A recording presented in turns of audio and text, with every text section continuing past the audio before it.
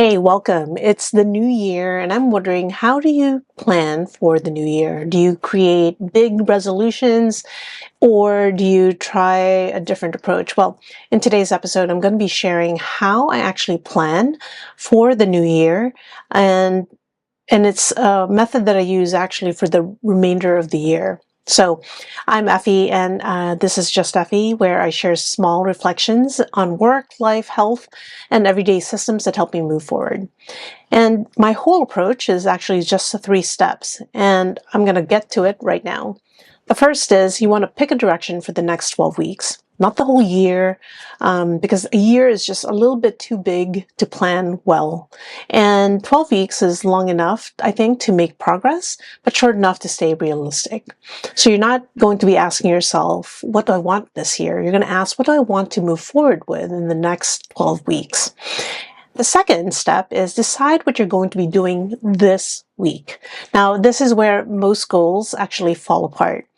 You want to ask yourself, like, what's the one small thing that I can actually do this week?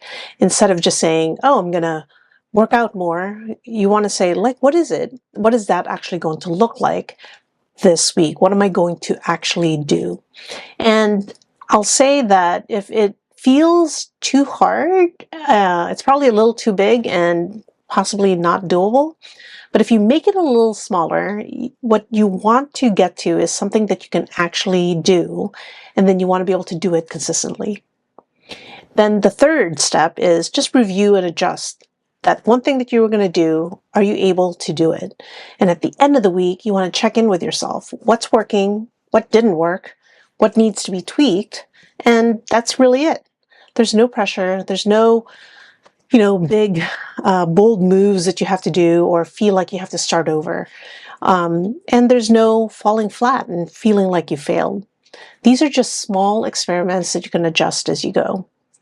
And let me just show you what this might look like with a real example. Now, a common goal that I had for many, many years was like, I really wanted to lose 20 pounds. But I never really set a plan for how I was going to do that. So I actually changed that because really it wasn't a goal. It was like a big, fluffy aspiration. It doesn't tell you what to do. It doesn't tell you how to get started. It was just like this big thing that was really, really far away. And typically I would start it with like doing something like, I had to go to the gym every day or, something crazy, which I wasn't doing for many reasons, but instead I would like force myself to go. And that motivation would only last for, if I was lucky, a whole week.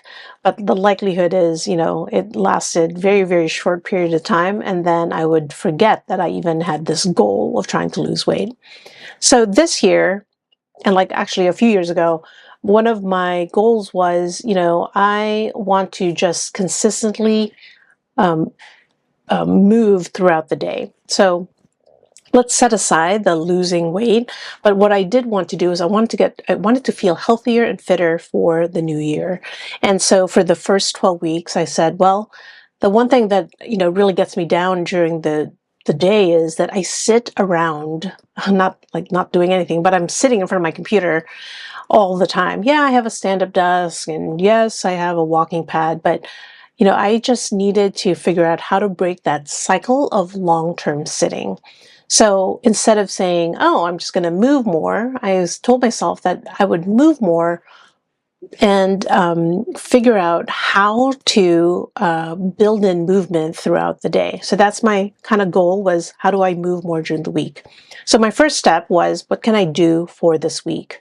So that was, and you can say things like, oh, I want to make sure that I move every hour, or I want to, do some mobility exercises during the week. During the day. Well, what I did was I basically said, I sit in meetings all day long, and I'm going to anchor it to something that I already do, which is sit in front of my computer and, work.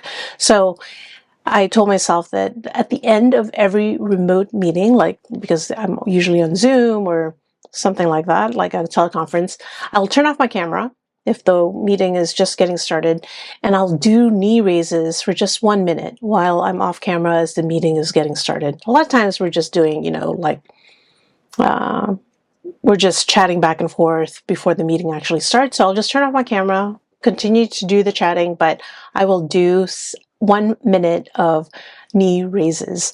And if I'm in the office, then my goal is to either, walk to the meeting room, maybe take the long way around, or even do the knee raises before the meeting gets started in my office before I head over. So you can try and figure out like what works best for you, that you feel the most comfortable. The goal is that it should be doable and not something that is like heavy friction. And then step 3 is at the end of the week, you want to review and adjust. And, you want to ask yourself, how's it going? Was this easy to keep doing? If not, how can I reduce that friction? If it is working, then you want to keep it, and then maybe you can build onto that habit. And after a few weeks, you can decide what the next small adjustment is. You might decide that second week that, oh, I'm just going to keep doing this because it's working so far. Or maybe, instead of knee ups, I'm going to do push ups because, I'm actually always in my office and no one's going to see me. So I'll do that instead. Or you might add it to something like, while you're making your coffee. This is something that I do when my coffee is brewing. I do at minimum 10 squats, right? I would tell myself I'm just going to do 3 because I would kind of forget. But then if I just said 3, it was so easy to do, and eventually I would be doing 10. And then at some point it was like, okay, I'm just doing squats until my coffee stops brewing. So you can start tweaking, but always start small. If you're finding that you're not remembering to do the knee ups, maybe it's the habit is, I just want to stand up after a meeting ends and before the next one starts. So you just want to stand up and get going. So remember, you can make it smaller and then you can build on top of it. And it's a lot less pressure than saying, I'm going to lose 20 pounds or I'm going to move more, because those are sort of, they're hard to do because there's actually no steps to getting it done. So make sure, break it down, something doable, and figure out what you're going to do this week, and then review and adjust. And, I don't know, how do you approach the new year? Do you like setting big goals? And if you do, how do you do that? Or do you prefer, kind of doing these shorter stretches? Let me know in the comments below. And make sure to subscribe because I will be sharing more about the habits that I'm building and working on in the coming year. See you in the next one.